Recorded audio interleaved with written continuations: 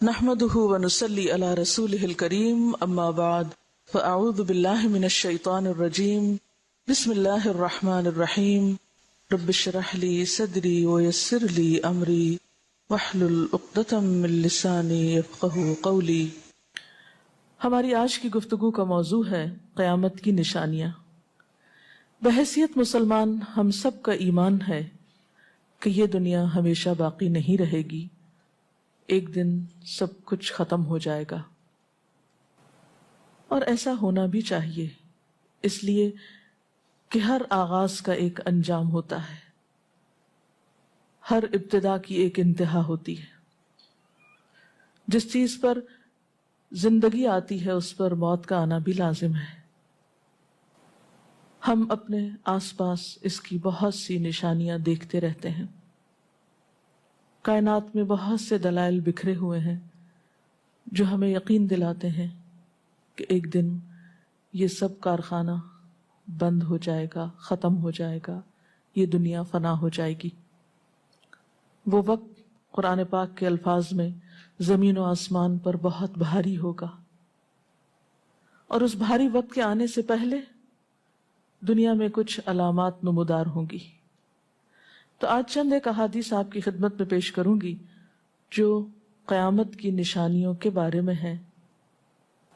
اس سے ایک تو ہمیں اپنے عمل کا جائزہ لینے کا موقع ملے گا، دوسرے ان سے یہ بات سامنے آتی ہے کہ نبی صلی اللہ علیہ وسلم کی باتیں کتنی سچی باتیں تھیں۔ وہ لوگ جو حدیث کا انکار کرتے ہیں یا احادیث کا مذاق اڑاتے ہیں، وہ ان احادیث کی روشنی میں آج کے حالات کو دیکھ سکتے ہیں کہ آپ صلی اللہ علیہ وسلم نے اللہ تعالیٰ کی بھیجی ہوئی وحی کی روشنی میں جو باتیں فرمائیں آج وہ ہم اپنی آنکھوں سے دیکھ رہے ہیں۔ بہرحال اس وقت میرے سامنے حضرت ابو ہریرہ رضی اللہ تعالیٰ عنہ کی حدیث ہے جسے ابن خزیمہ نے روایت کیا ہے۔ رسول اللہ صلی اللہ علیہ وسلم نے فرمایا، قیامت کی نشانیوں میں سے ہے کہ آدمی مسجد کے پاس سے گزرے گا مگر اس میں 2 رکعتیں ادا نہیں کرے گا۔ آج کتنے ہی لوگ ایسے ہیں کہ جن کے گھروں کے سامنے مسجدیں ہیں، وہ دن رات مسجدوں سے آوازیں سنتے ہیں لیکن مسجد کے اندر نہیں جاتے۔ نبی صلی اللہ علیہ وسلم کے زمانے میں اس بات کا تصور ہی نہیں تھا کہ کوئی شخص اپنے آپ کو مسلمان کہے اور پھر وہ نماز نہ پڑھے۔ اسی لیے ہم دیکھتے ہیں کہ منافقین ہر حال میں مسجد میں پہنچتے تھے، بلکہ انہوں نے اپنی ایک الگ مسجد بھی بنائی تھی یا مسجد نامی عمارت بنائی تھی۔ لیکن قیامت کے نزدیک مسجدوں کے پاس سے گزرنے والے مسجد نہیں جائیں گے۔ ایک اور حدیث میں آتا ہے، حضرت انس فرماتے ہیں رضی اللہ تعالی عنہ کہ اللہ کے رسول صلی اللہ علیہ وسلم نے فرمایا، لوگوں پر ایک ایسا دور آئے گا کہ ان میں اپنے دین کی حفاظت پہ صبر کرنے والا اس شخص کی مانند ہوگا جو آگ کے انگارے کو اپنی مٹھی میں تھامنے والا ہے۔ یعنی دین پر استقامت اور دین پر عمل اتنا مشکل ہو جائے گا بعض اوقات کہ جیسے ایک انگارہ ہاتھ میں لینا کہ انسان نہ لے سکے اور نہ پھینک سکے۔ ایک اور نشانی جو آپ صلی اللہ علیہ وسلم نے ہمیں بتائی وہ یہ کہ زمانہ قریب آ جائے گا، عمل میں نقص واقع ہوگا اور بخیلی پیدا ہو جائے گی، دل تنگ ہو جائیں گے۔ ایک اور حدیث میں آتا ہے کہ بخیلی کا عام ہونا قیامت کی نشانیوں میں سے ہے۔ آج آپ دیکھیں کہ بسا اوقات انسان کے پاس اللہ کی دی ہوئی بے شمار نعمتیں ہوتی، لیکن انسان ان نعمتوں میں کسی کو شریک نہیں کرتا۔ چھوٹی چھوٹی باتوں کو مائنڈ کر جانا، چھوٹی چھوٹی باتوں پہ ناراض ہو جانا، چھوٹی چھوٹی چیزوں کو حد سے زیادہ محسوس کر لینا، یہ سب کچھ شح کی وجہ ہی سے تو ہے، بخل کی وجہ سے ہی تو ہے۔ بخل صرف مال میں نہیں ہوتا، بخل تمام نعمتوں میں ہوتا ہے اگر ان میں اللہ کے دوسرے بندوں کو بطور شکر کے شریک نہ کیا جائے۔ ایک اور حدیث میں آتا ہے، مجمع الزوائد میں یہ حدیث روایت ہوئی ہے، رسول اللہ صلی اللہ علیہ وسلم نے فرمایا کہ لوگ سخت اور بخیل ہو جائیں گے، یعنی ان کے دل سخت ہو جائیں گے اور ان کے اندر بخل عام ہو جائے گا۔ ایک اور نشانی قیامت کی آپ صلی اللہ علیہ وسلم نے یہ بتائی کہ مساجد میں زیب و زینت بہت ہوگی، یعنی نمازی تو کم ہوں گے لیکن مسجدیں سجائی بہت جائیں گی۔ حضرت انس بن مالک کی روایت ہے، مسند احمد نے اس کو روایت کیا ہے، رسول اللہ صلی اللہ علیہ وسلم نے فرمایا قیامت قائم نہیں ہوگی یہاں تک کہ لوگ مسجدوں میں فخر و مباحات کریں گے، یعنی مسجد کے بنانے میں، اس کے سجانے میں، اس کی آرائش میں ایک دوسرے کا مقابلہ کرنے لگیں گے۔ ایک اور حدیث میں آتا ہے کہ قیامت کی علامات میں سے ہے کہ لوگ مسجدوں کو سجایا کریں گے، یعنی اللہ تعالیٰ کو نماز پڑھ کے خوش کرنے کی بجائے مسجد بنا کے سجا کے خوش کرنے کی کوشش ہوگی۔ حضرت ابو الدرداء سے روایت ہے کہ جب تم لوگ مسجدوں کو سجانے لگو، قرآن کو مزین کرنے لگو تو تمہاری بربادی ہے، کیونکہ قرآن پاک پڑھنے کے لیے آیا، محض سجانے کے لیے نہیں۔ آج آپ دیکھیں کہ بسا اوقات ہم اسے پڑھتے کم ہیں، سمجھتے کم ہیں، اس کے مطابق زندگی نہیں بسر کرتے، لیکن خوبصورت انداز میں سنہری الفاظ میں لکھوا کر گھروں میں سجا دیتے ہیں۔ تو قرآن پاک سجانے کے لیے نہیں آیا، وہ تو ہدی للناس ہے، ساری انسانیت کی ہدایت کے لیے آیا ہے، لیکن ہم نے اس کا بس اتنا ہی فائدہ اٹھایا کہ اسے خوبصورت انداز میں لکھ کے طاقوں میں سجا دیا۔ اسی طرح ایک اور نشانی کہ انسان حلال حرام کی پرواہ نہیں کرے گا۔ رسول اللہ صلی اللہ علیہ وسلم نے فرمایا، صحیح بخاری کی روایت ہے، لوگوں پہ ایسا وقت ضرور آنے والا ہے کہ آدمی اس بات کی بالکل فکر نہیں کرے گا کہ جو مال اس نے حاصل کیا ہے وہ حلال ہے یا حرام ہے، یعنی کس ذریعے سے حاصل کیا ہے۔ ایک اور حدیث میں آتا ہے کہ قیامت سے پہلے سود پھیل جائے گا۔ ایک اور روایت میں آتا ہے کہ ہر شخص تک اس کا کچھ نہ کچھ غبار پہنچے گا، یعنی کچھ لوگ تو براہ راست اس میں انوالو ہوں گے اور کچھ لوگ انڈائریکٹلی اس سے متاثر ہوں گے۔ اسی طرح قیامت کی نشانیوں میں سے ایک اور نشانی دیگر امتوں کی مشابہت اور تقلید ہوگی۔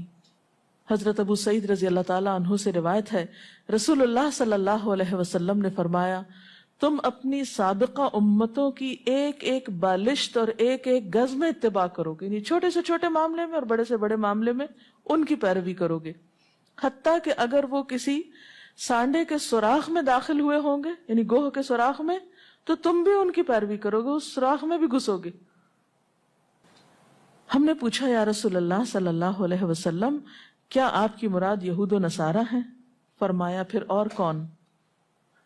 اور آج ہم مسلمان دیکھ سکتے ہیں کہ ہم کس کی پیروی کر رہے ہیں، کتاب اللہ اور سنت رسول اللہ صلی اللہ علیہ وسلم کی یا کسی اور کی۔ قیامت کی نشانیوں میں سے ایک نشانی زلزلے بکثرت آئیں گے۔ حضرت ام سلمہ سے روایت ہے، مسند احمد میں یہ روایت آتی ہے، رسول اللہ صلی اللہ علیہ وسلم نے فرمایا، قیامت سے پہلے موت کی سخت وبا پھیلے گی، پھر زلزلوں والے سال آئیں گے۔ ایک اور روایت میں آتا ہے، قیامت کی نشانیوں میں سے ہے کہ ناگہانی موت کثرت کے ساتھ ہوگی، یعنی اچانک ڈیتھ، یکا یک بیٹھے بیٹھے فوت ہو گئے۔ امام بخاری نے اس حدیث پر کچھ شعر بھی لکھے ہیں جن کا ترجمہ ہے، فارغ وقت کو غنیمت سمجھ کر کچھ رکوع کر لو، یعنی فارغ بیٹھنے سے بہتر ہے کچھ نوافل پڑھ لو، قریب ہے کہ تیری موت اچانک واقع ہو۔ تم کتنے ہی صحت مند لوگوں کو دیکھتے ہو جن کی صحت مند جانیں اچانک فوت ہو جاتی ہیں، یعنی ختم ہو جاتی ہیں۔ حافظ ابن حجر عسقلانی جنہوں نے بخاری کی شرح لکھی ہے فتح الباری، وہ کہتے ہیں یہ عجیب اتفاق ہے کہ امام بخاری خود بھی اسی طرح اچانک فوت ہوئے تھے، یعنی اچانک موت جو ہے وہ کسی پر بھی آ سکتی ہے، کوئی نیک ہو یا بد ہو۔ ہم یہ نہیں کہہ سکتے کہ ہم بہت نیک ہیں یا ہم بڑے اچھے کام کرتے ہیں تو ہمارے ساتھ یہ معاملہ نہیں ہو سکتا، یہ کسی کے ساتھ بھی ہو سکتا ہے۔ اس لیے جو وقت آج ہمیں حاصل ہے، جو لمحات آج ہمیں ملے ہیں، ان کو غنیمت سمجھیں اور نیکی کے کام میں پیچھے نہ رہیں۔ پھر قیامت کی نشانیوں میں سے ایک نشانی یہ بھی بتائی گئی کہ لوگ جان پہچان والوں کو بس سلام کریں گے۔ عامر بن اسود فرماتے ہیں رضی اللہ تعالی عنہ کہ ہم حضرت عبداللہ بن مسعود کے ساتھ ایک مسجد میں گئے تو جماعت کھڑی تھی، پھر لوگوں نے رکوع کیا اور ہم بھی رکوع کرتے ہوئے ساتھ شامل ہو گئے۔ اتنے میں ایک آدمی آیا اور کہنے لگا، ابو عبد الرحمن، یہ عبداللہ بن مسعود کی کنیت ہے، آپ کو سلام۔ عبداللہ بن مسعود نے حالت رکوع ہی میں فرمایا، اللہ اور اس کے رسول صلی اللہ علیہ وسلم نے سچ کہا تھا۔ نماز کے اختتام پر کچھ لوگوں نے آپ سے پوچھا کہ آپ نے فلاں شخص کے سلام پر یہ کیوں کہا کہ صدق اللہ و رسول، اللہ اور اس کے رسول صلی اللہ علیہ وسلم نے سچ کہا۔ ابن مسعود نے فرمایا، میں نے نبی صلی اللہ علیہ وسلم سے سنا کہ قیامت کی نشانیوں میں سے ہے کہ سلام صرف پہچان والوں کو کیا جائے گا۔ یعنی آپ کسی مجلس میں جاتے ہیں، مسنون طریقہ کیا ہے؟ اگر آپ کسی گیدرنگ میں جائیں، سب کو بیک وقت السلام علیکم کہیں۔ لیکن بہت دفعہ آپ نے دیکھا ہوگا کہ لوگ آتے ہیں، سب کو نہیں پوچھتے، ان میں سے جو جان پہچان والا ہوتا ہے اس کا نام لے کر بس سلام کرتے ہیں۔ پھر اسی طرح ایک اور نشانی یہ کہ لوگ دعا اور طہارت میں زیادتی کریں گے۔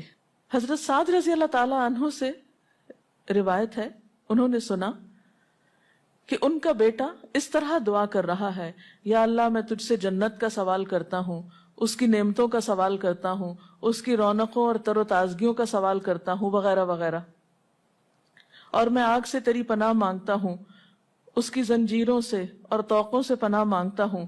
تو حضرت سعد نے فرمایا، تم نے اللہ تعالیٰ سے خیر کثیر کا سوال کیا ہے اور ضرر کثیر سے پناہ مانگی ہے، جبکہ میں نے رسول اللہ صلی اللہ علیہ وسلم سے سنا کہ ان قریب ایسے لوگ ہوں گے جو دعا میں زیادتی کریں گے۔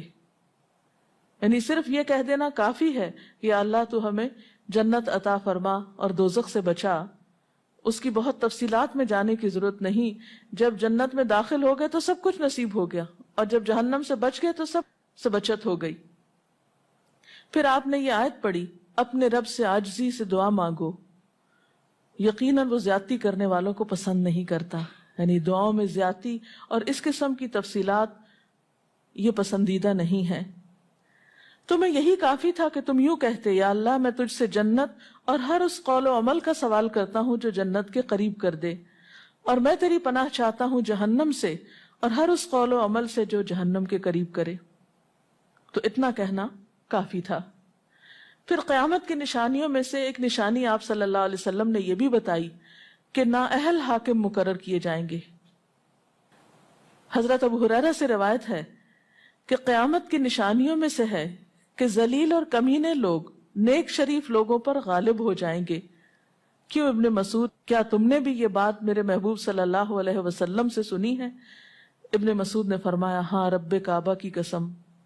حضرت حذیفہ سے روایت ہے کہ قیامت اس وقت تک قائم نہ ہوگی جب تک کہ تم اپنے امام کو قتل نہ کرو گے، یعنی لوگ اپنے حاکموں کو مارنے لگیں گے اور اپنی تلواروں کے ساتھ آپس میں ہی لڑائی کرو گے۔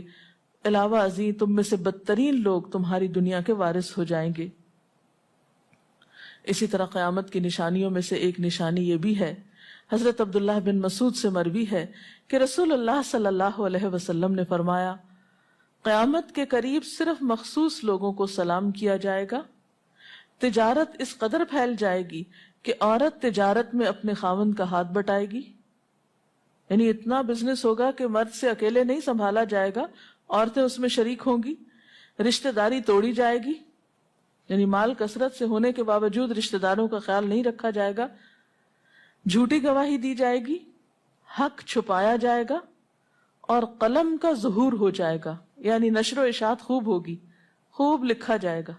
ایک اور روایت میں آتا ہے کہ وقت مختصر ہو جائے گا۔ آج آپ دیکھیے ہر شخص وقت کی کمی کی شکایت کرتا ہے۔ حضرت ابو ہریرہ رضی اللہ تعالیٰ عنہ سے روایت ہے، رسول اللہ صلی اللہ علیہ وسلم نے فرمایا، قیامت قائم ہونے سے پہلے یہ نشانی ظاہر ہوگی کہ زمانہ قریب آ جائے گا، یتقارب الزمان، سال مہینے کی طرح، مہینہ ہفتے کی طرح، ہفتہ دن کی طرح، اور ایک دن ایک گھنٹے کی طرح، اور ایک گھنٹہ آگ کے شعلے کی طرح تیزی سے گزرنے والا ہو جائے گا۔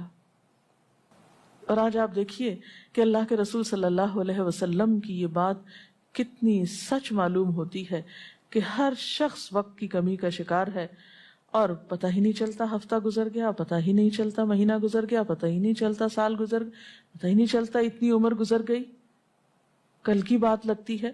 اور انڈائریکٹلی یہ اشارہ اس بات کی طرف کہ زندگی کی رفتار بہت تیز ہو جائے گی، یعنی انسان یعنی فاسٹ لائف جس کو آپ کہتے ہیں اس کا شکار ہو جائے گا۔ ایک اور روایت میں آتا ہے کہ دنیا محبوب ہو جائے گی، موت سے نفرت ہو جائے گی۔ حضرت ابو ہریرہ سے روایت ہے، رسول اللہ صلی اللہ علیہ وسلم نے حضرت ثوبان سے فرمایا، اے ثوبان، اس وقت تمہارا کیا حال ہوگا جب دوسری امتیں تم پر اس طرح ٹوٹ پڑیں گی جس طرح تم کھانے کے برتن پہ ٹوٹ پڑتے ہو۔ ثوبان نے کہا، میرے ماں باپ آپ پہ قربان، اے اللہ کے رسول صلی اللہ علیہ وسلم، کیا اس وقت ہم تعداد میں کم ہو جائیں گے؟ فرمایا، نہیں، بلکہ تم کثرت میں ہوگے، لیکن اللہ تعالیٰ تمہارے دلوں میں وہن ڈال دے گا۔ صحابہ نے پوچھا، یا رسول اللہ صلی اللہ علیہ وسلم، وہن کیا چیز ہے؟ آپ نے فرمایا، دنیا سے محبت اور جہاد سے نفرت۔ اور ایک روایت میں آتا ہے، دنیا سے محبت اور موت سے نفرت۔ اسی طرح نیک لوگ آہستہ آہستہ کم ہو جائیں گے۔ رسول اللہ صلی اللہ علیہ وسلم نے فرمایا، نیک لوگ یکے بعد دیگرے رخصت ہوتے جائیں گے، فوت ہوتے جائیں گے، فضول لوگ باقی رہ جائیں گے، بیکار، نکمے، جس طرح جو کا بھوسا یا ردی کھجور باقی رہ جاتی۔ اللہ تعالیٰ ان فضول لوگوں کی کچھ پرواہ نہ کرے گا، یعنی کوڑے کرکٹ کی طرح ہوں گے جن کی کچھ پرواہ نہ کرے گا کہ ان کو پھینک دیا جائے یا کاٹ دیا جائے یا کہیں جلا دیا جائے۔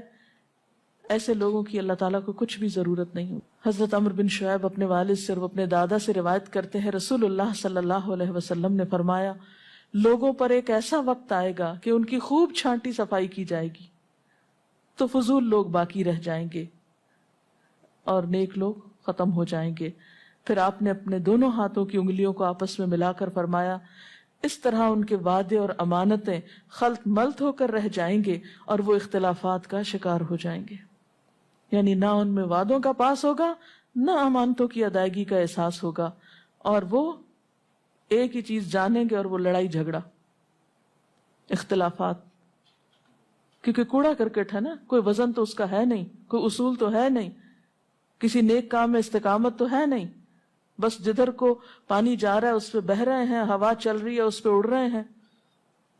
تو ایسے نکمے اور بیکار لوگ باقی بچیں گے، اور پھر ایک دن دنیا اپنے اختتام کو پہنچ جائے گی، ہر گھر میں فتنہ داخل ہو جائے گا۔